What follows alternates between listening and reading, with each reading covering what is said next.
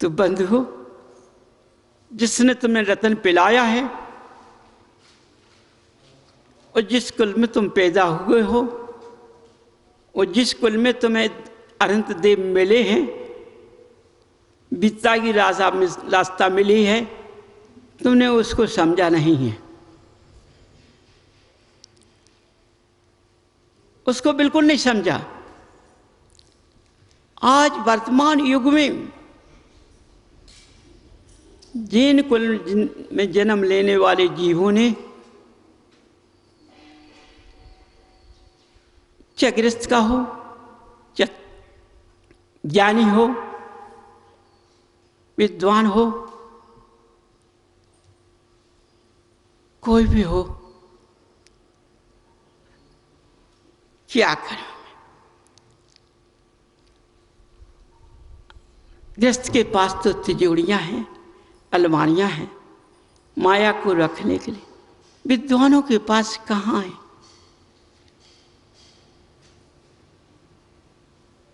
तब भी वही बटोरने में लगे हुए हैं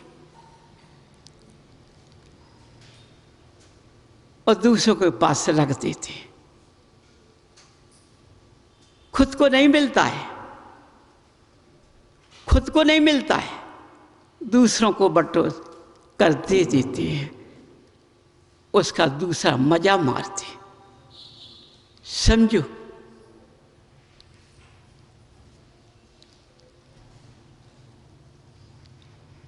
समझिए भाई, किस वितागिक धर्म को माना, देवादेव अरहंतों को माना,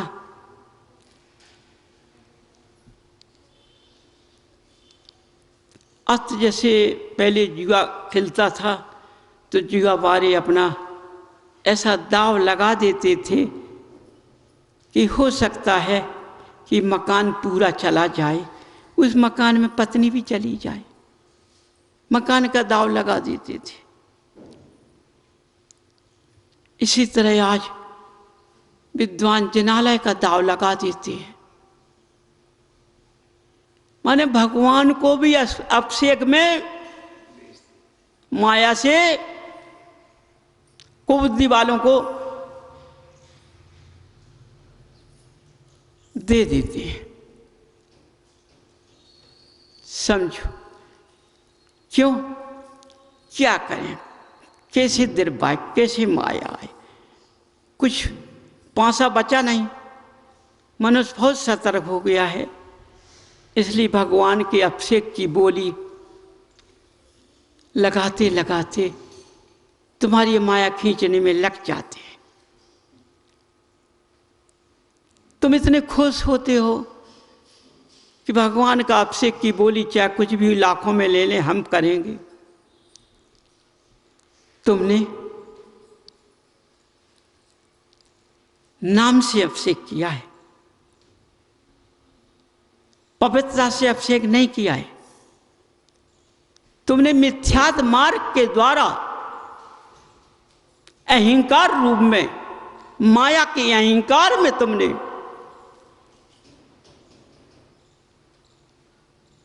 भगवान का अभिषेक किया है। तुम्हारी जैसी माया आई थी, जैसी चली गई है, तुम्हें उसका कोई अंश लाभ नहीं मिलेगा।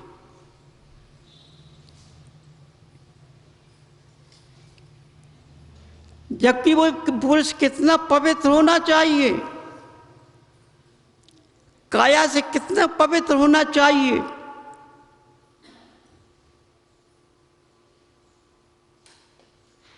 कंचन काया, मुखारविंद,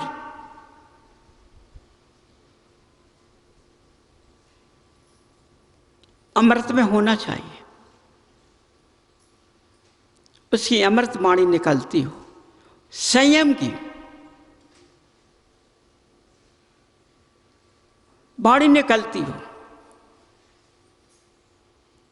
मिथ्यात्व मार्ग का अंश जरा भी ना हो, आकचन काया ना हो।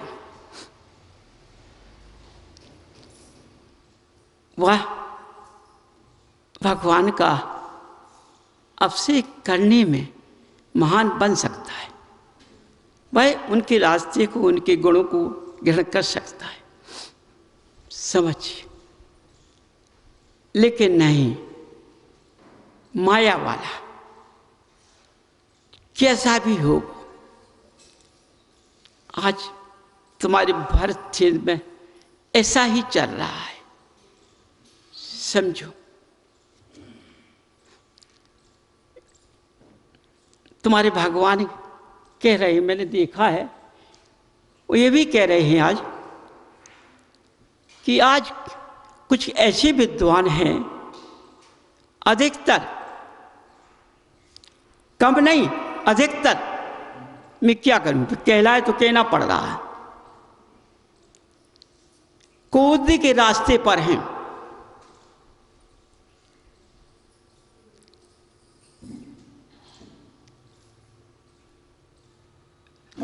उनके साथ पास समझो क्या करूं, कहना पड़ेगा तुम्हें, तुम बहुत संभाल रहा हूं बात को।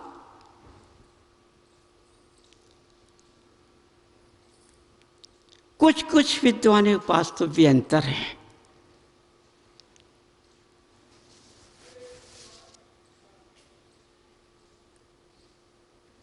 एक भी पारस के समोषण में एक माने बालक आया था, माँ पिता भी थे, उसके पास में व्यंतर था। तो व्यंतर क्या कहता है, हमें इसको बैराग दिलाना है।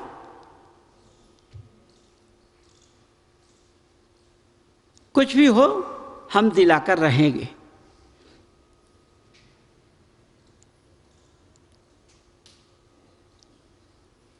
पारस ने उससे कहा, जब तू था तब तूने बैराग क्यों ले लिया?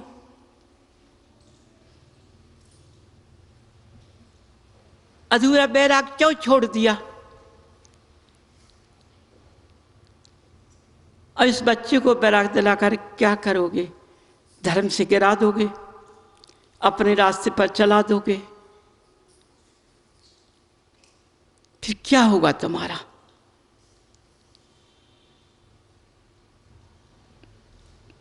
बोले हमको जो करना है हम करेंगे।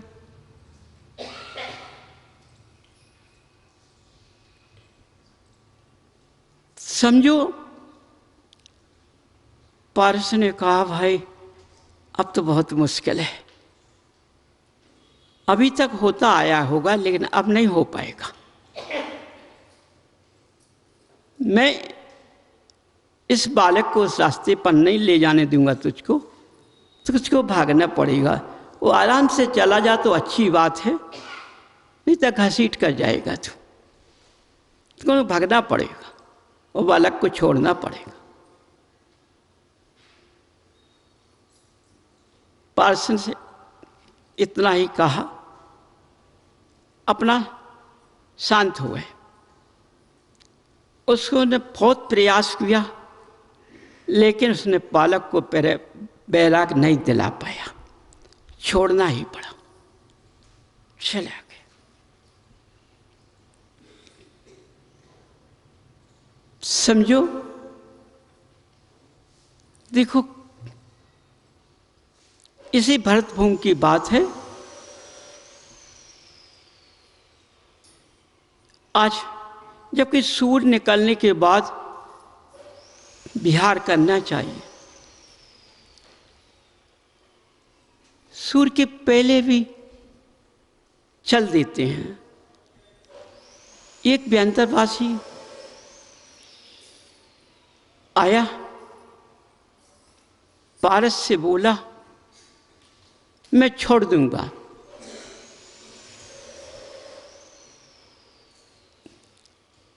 यदि नवोकारमंद जल में लिख दिया जाए, पैर से मिटा दिया जाए, छोड़ देंगे। बोले बस इतना ही काम, ठीक। उसने उसको एक पकड़ लगा दी। जिस सत्य को वह मानता था, जिस वेद पुराण को वह मानता था, उसी वेद पुराण को उससे मंगवा करके और व्यंतर को खड़ा कर दिया। व्यंतर गिर पड़ा।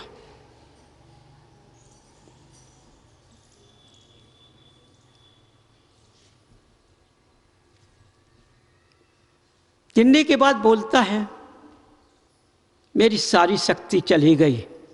मैंने तो आज के गुरुओं को भी धर्म मार्ग से हटा दिया है। मैंने 5 बजे चला दिया है, अंधकार में गमन करा दिया है। पारस ने कहा,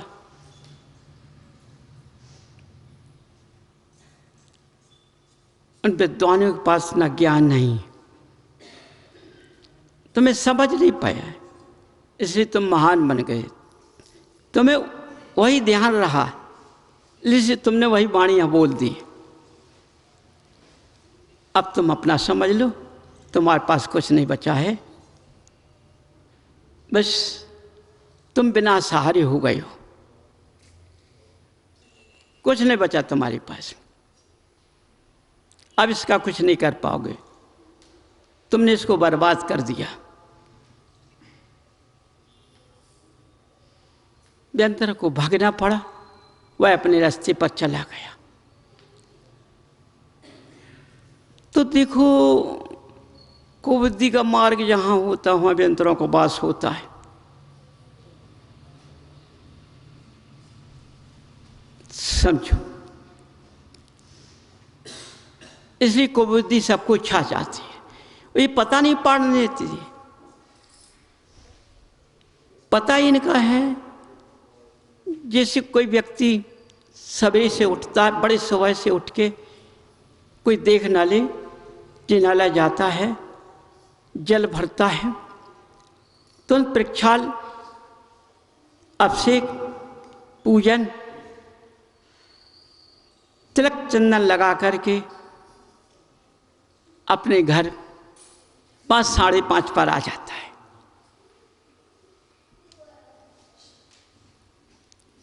क्या कहता है, देखो भाई, हम तो बिना अभिषेक पूजन के भोजन नहीं करते हैं और हमारा नित्य नियम है, तो हम सुबह 4 बजे उठते हैं, स्नान कर के 5 बजे तक या 4:45 तक जिनालय पहुंच जाते हैं, तो जल भरते हैं, प्रक्षाल करते हैं, पूजन करते हैं और घर आ जाते हैं। क्यों? भगवान की पूजन के बिना आनंद नहीं आता है।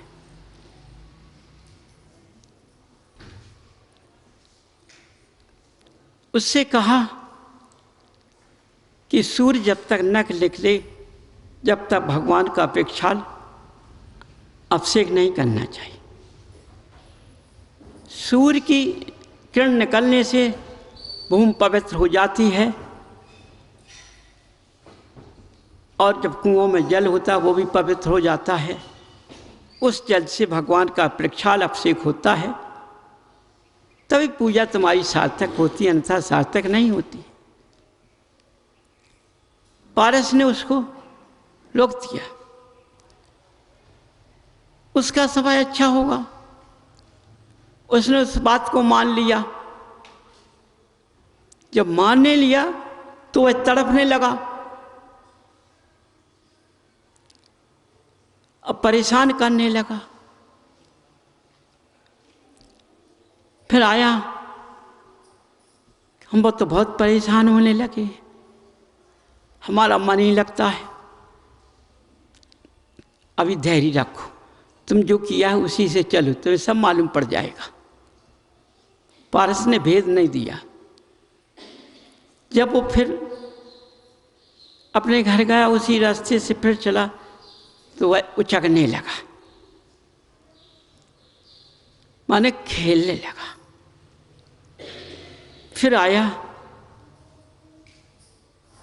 बोले तुमने हमारा पिक्षाल अभिषेक पूजन क्यों तोड़वा दिया है? पार्षद ने कहा मैंने कब तोड़वाया तुम्हारा? मैंने तुम्हारा कभी नहीं तोड़वाया, ये मनुष्य करता था इसलिए मैंने इसको रोका है, तुमको नहीं रोका है, तुमको नहीं रोका है। बोले तो हम ही तो करते थे। अच्छा, तुम मनुष्य पे आकर तुम कहते थे, जब मनुष्य पे आकर तुम कहते तो बिना मनुष्य के क्यों नहीं करते हो? मनुष्य प्यार के क्यों करते हो? नहीं, इस पे आकर के अपना कल्याण करना चाहते। बोले जब तुम जिंदा रहे, मनुष्य पर्याय में रहे, जब तो तुमने भगवान का पूजन अभिषेक नहीं किया इतना, और अब इतना कर रहे हो, तो अब कब कल्याण होगा? ये तो मनुष्य गति में कल्याण होता है, व्यंतर वासनी में कल्याण नहीं होता है, को विद्धि छा जाती है। अब इसको छोड़ना पड़ेगा तुम्हें। पारा से आराम से कह दिया अब तुम्हें छोड़ना पड़ेगा। नहीं, हम पूजन कराएंगे, अभिषेक कराएंगे, सब कुछ हम ही कराएंगे ना, नहीं तो हमें इसको अपने साथ ले जाएंगे। ठीक, ले जाना था। यदि उसकी उम्र होगी तो बच जाएगा, चिंता मत कीजिए। कुछ समय के बाद उसको भागना पड़ा। जब सही रास्ते पर आया और धर्म की मार पड़ी, तब की मार पड़ी, उसको भागना पड़ा। समझो, वह मनुष्य बन गया। बोले मैं बहुत अंधकार में था,